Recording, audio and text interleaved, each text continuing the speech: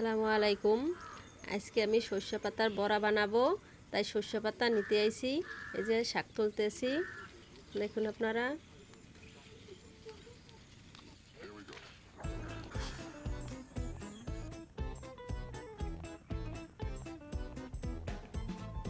আমার তোলা শেষ, এই দেখেন এখন বাড়ি যেতেছি। শাকগুলো কেটে নিতে আছি, দেখুন কুচাইতেছি, এভাবে কাটতে হবে, দেখুন।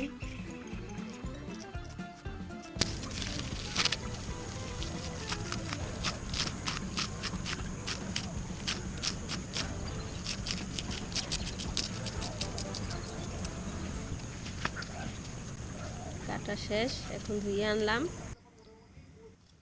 1 কাপ চাউলের গুঁড়ো দিলাম, পেঁয়াজ রসুন কাঁচামরিচ দিলাম, হলুদ গুঁড়া, মরিচের গুঁড়া, জিরের গুঁড়া দিলাম, লবণ। এখন ভালোভাবে হাত দিয়ে মাখাইতেছি। সামান্য একটু পানি দিলাম।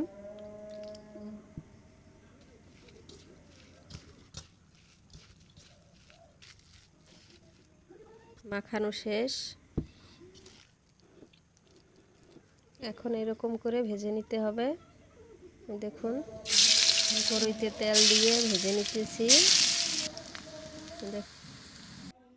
এখন উল্টে নিলাম।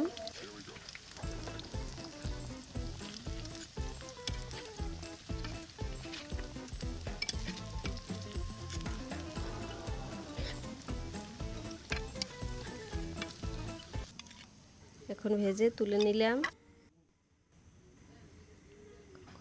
ভিডিওটি ভালো লাগলে লাইক শেয়ার কমেন্ট করেন এবং সাবস্ক্রাইব করবেন। আল্লাহ হাফেজ।